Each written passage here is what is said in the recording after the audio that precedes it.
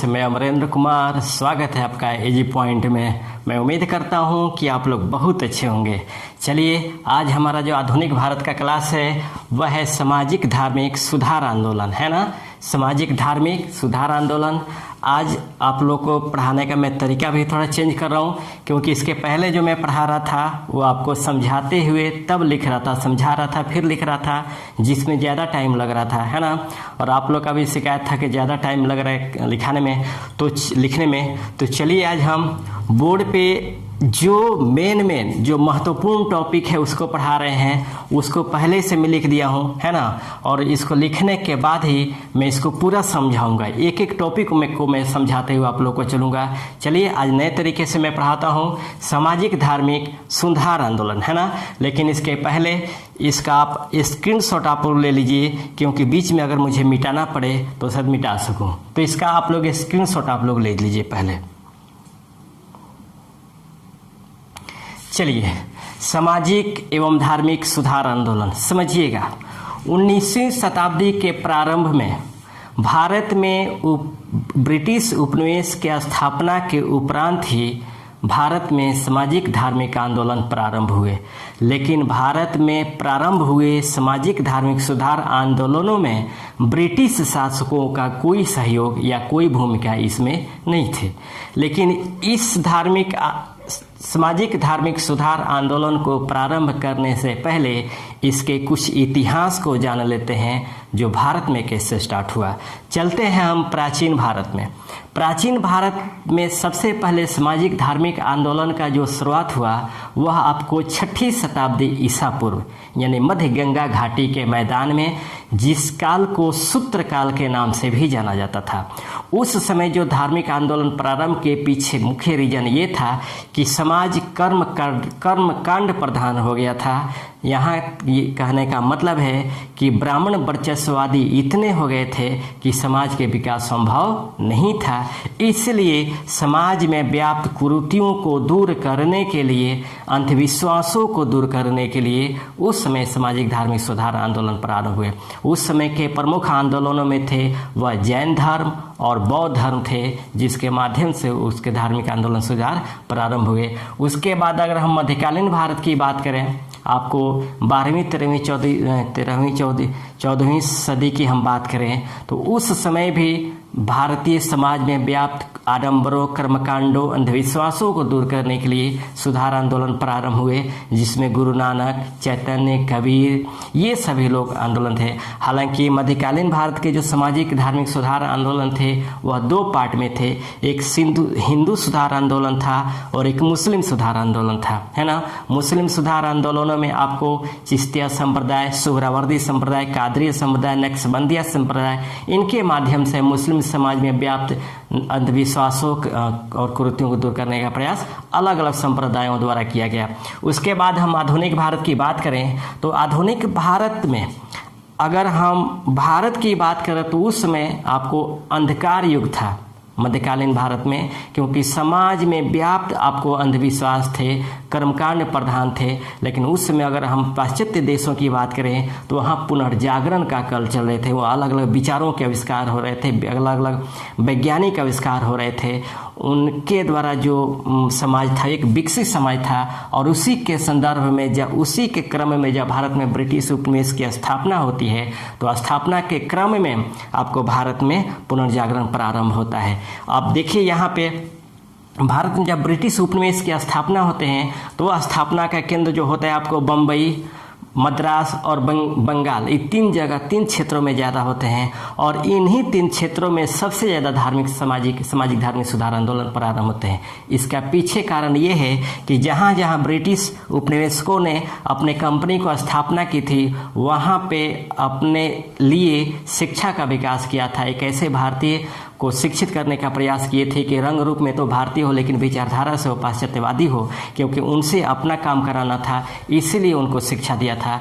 लेकिन उनको शिक्षित करने का मुख्य उद्देश्य ये नहीं था कि इनको जन कल्याण किया जाए, इनका विकास किया जाए, ऐसा कुछ नहीं था।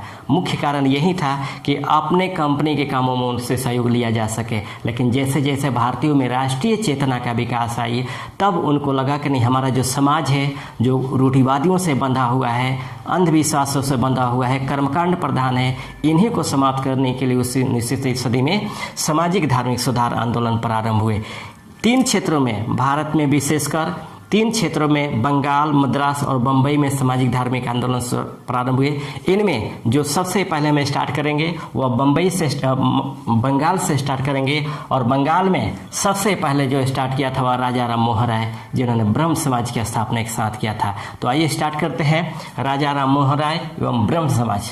समझिएगा, राजा राम मोहन राय का जन्म 22 मई 1772 ईस्वी को पश्चिम बंगाल के हुगली जिले में राधानगर नामक ग्राम में हुआ था। फिर समझिएगा, राजा राम मोहन राय का जो जन्म हुआ था वह 22 मई 1772 ईस्वी को पश्चिम बंगाल के हुगली जिले में राधानगर नामक ग्राम में हुआ था। और याद रखिएगा, यह राजा राम मोहन राय प्रथम भारतीय थे जिसने सबसे पहले समाज में व्याप्त बुराइयों और अंधविश्वासों को दूर करने के लिए उसके विरोध में आंदोलन चलाया था। ये प्रथम भारतीय थे जिन्होंने सबसे पहले समाज में व्याप्त बुराइयों को दूर करने के लिए आंदोलन चलाया था। और राजा राम मोहन राय को इनकी इस नाम के अलावा अन्य नामों से जाना जाता है, जैसे अतीत एवं भविष्य के मध्य सेतु के नाम से जाना जाता है। उसके बाद भारतीय राष्ट्रवाद के जनक के नाम से जाना जाता है, ठीक ना। उसके बाद भारतीय पुनर्जागरण का पिता कहा जाता है। उसके बाद आपको भारत का पैगंबर के नाम से जाना जाता है, आधुनिक भारत के पिता के नाम से जाना जाता है, भारतीय पत्रकारिता का अग्रदूत के नाम से जाना जाता है। फिर समझिएगा, राजा राम मोहन राय को अन्य उपनामों से जाना जाता है, जैसे भारतीय राष्ट्रवाद का जनक, अतीत एवं भविष्य के मध्य सेतु, भारतीय पुनर्जागरण का पिता, आपको भारतीय पत्रकारिता का अग्रदूत, आधुनिक भारत का पिता और भारत का आधुनिक पैगंबर के नाम से भी जाना जाता है। इन्होंने, हालांकि राजा राम मोहन राय तत्कालीन सामाजिक सुधारकों में सबसे अधिक पढ़े लिखे थे और सबसे अधिक भाषाओं का ज्ञान था उनके पास। उन्हें अंग्रेजी, बांग्ला, हिंदी, उर्दू, फारसी, अरबिक, फ्रेंच इत्यादि सभी भाषाओं के जानकार थे।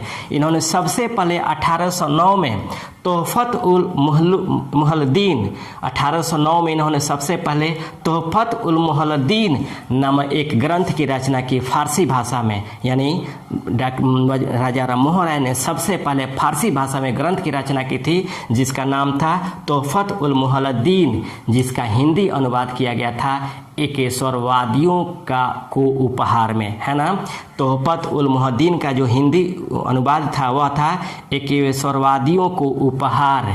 इन्होंने, याद रखिएगा, राजा राम मोहन राय बहुदेववाद यानी बहु ईश्वर का सबसे बड़ा विरोधी थे, मूर्ति पूजा का सबसे बड़ा विरोधी थे। इन्होंने एकेश्वरवाद का समर्थन किया, आत्मा की अमरता के समर्थन की, इन्होंने अंतर्जातीय विवाह के समर्थन किए, विधवा विवाह का समर्थन किया, नारियों की शिक्षा का समर्थन किया, है ना।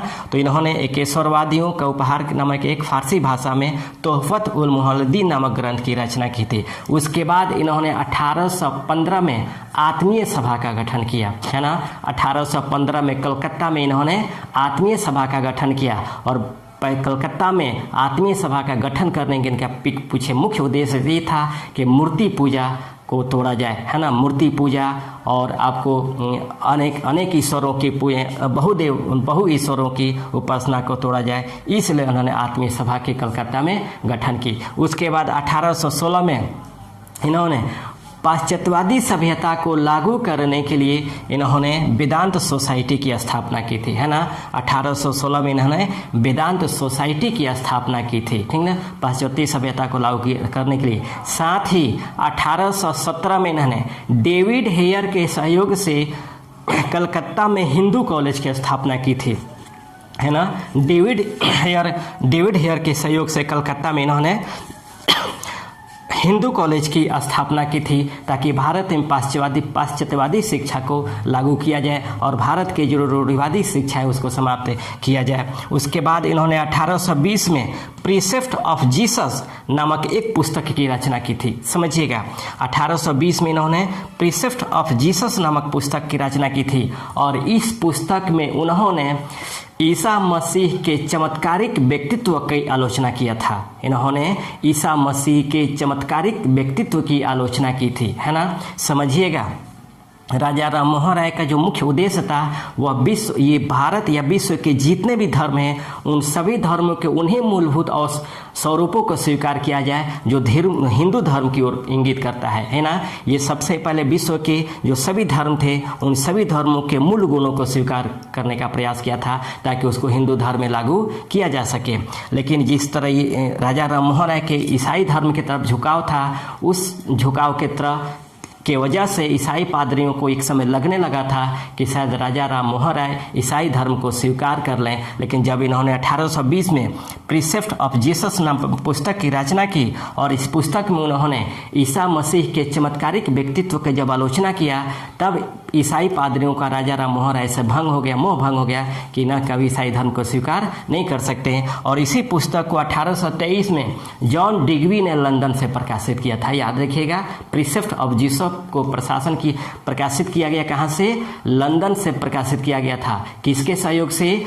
जॉन डिग्बी के सहयोग से प्रकाशित किया गया था। उसके बाद 1821 में संवाद कौमुदी बांग्ला भाषा में इन्होंने एक समाचार पत्र का प्रकाशन किया था, है ना। ये सामाजिक धार्मिक सुधार के अलावा ये पत्रकारिता के अग्रदूत भी थे। भारत में राष्ट्रीय जो पत्रकारिता की स्थापना की थी वह राजा राम मोहन राय ने की थी। इसलिए 1821 में इन्होंने बांग्ला भाषा में संवाद कौमुदी नामक पत्रिका का संपादन किया। उसके बाद अगले साल 1822 में इन्होंने मिरात उल अखबार नामक पत्रिका का संपादन किया था। फारसी भाषा में मिरात उल अखबार नामक पत्रिका का संपादन किया था। साथ ही 1822 में इन्होंने ब्राह्मणिकल मैगजीन, अंग्रेजी भाषा में यह प्रकाशित किया गया था, ब्राह्मणिकल मैगजीन नामक समाचार पत्र का इन्होंने प्रकाशन किया था। ठीक, उसके बाद 1825 में इन्होंने वेदांत कॉलेज की स्थापना की थी। कलकत्ता में इन्होंने 1825 में वेदांत कॉलेज की स्थापना की थी। कलकत्ता में जब इन्होंने वेदांत कॉलेज की स्थापना की थी तो इस वेदांत कॉलेज में भारतीय विद्या, पाश्चात्य भौतिक शास्त्र और सामाजिक विज्ञान की शिक्षा दी जाती थी। वेदांत कॉलेज में आपको भारतीय विद्या की शिक्षा दी जाती, भारतीय विद्या की शिक्षा दी जाती थी, भारतीय शिक्षा दी जाती थी। साथ ही आपको पाश्चात्य आपको भौतिक शास्त्र की शिक्षा दी जाती थी और सामाजिक विज्ञान की शिक्षा दी जाती थी। उसके बाद इन्होंने 20 अगस्त 1828 को ब्रह्म समाज की स्थापना की। हिंदू धर्म में सुधार के लिए राजा राम मोहन राय ने हिंदू धर्म में सुधार के लिए 20 अगस्त 1828 को ब्रह्म समाज की स्थापना की। और स्थापना के बाद आगे चल कर के मुगल बादशाह अकबर द्वितीय ने राजा राम मोहन राय को राजा की उपाधि प्रदान की। समझिएगा, ये लिखे नहीं हैं, ये टोटल हम बता रहे हैं। अकबर द्वितीय जो मुगल बादशाह थे, अकबर द्वितीय, वही मुगल बादशाह अकबर द्वितीय जिनका शासनकाल था 1803 से 1837 तक और अंग्रेजों के संरक्षण में बनने वाले प्रथम मुगल बादशाह थे, है ना। उन्होंने 1830 में राजा राम मोहन राय को राजा की उपाधि प्रदान की और राजा की उपाधि प्रदान करके उनको ब्रिटेन में भेजा। ब्रिटेन के राजा विलियम चतुर्थ के दरबार में अपना दूत बनाकर, है ना, अपना दूत बनाकर अकबर द्वितीय ने राजा राम मोहन राय को इसलिए भेजा था ताकि अपने पेंशन के बढ़ोतरी के संदर्भ में बात कर सके। फिर समझिएगा, ब्रिटेन के राजा विलियम चतुर्थ के दरबार में अकबर द्वितीय ने राजा राम मोहन राय को राजा की उपाधि दिया और अपना दूत बनाकर भेजा ताकि उनके पेंशन के बढ़ोतरी के संदर्भ में बात कर सके। लेकिन अंततः 27 सितंबर 1833 में ब्रिस्टल में राजा राम की मृत्यु हुई। जब राजा राम की मृत्यु ब्रिस्टल में हुई तो वहीं पर दफना दिया गया, यानी ब्रिस्टल में ही राजा राम मोहन राय को दफना दिया गया। ठीक ना। अगर क्वेश्चन आ जाए कि राजा राम मोहन राय का समाधि कहाँ है तो मकबरा कहाँ है, तो आपको ब्रिस्टल में स्थित है ना। उसके बाद जब राजा राम मोहन राय की मृत्यु होती है तो ब्रह्म समाज अलग थलग पड़ जाता है। एक प्रश्न उठता है कि इस ब्रह्म समाज को संभाले कौन, नेतृत्व करे कौन। तब आते हैं देवेंद्रनाथ टैगोर, है ना। देवेंद्रनाथ टैगोर चूँकि 1839 में ज्ञानवर्धिनी एवं तत्वबोधिनी नामक सभा की स्थापना की थी, है ना।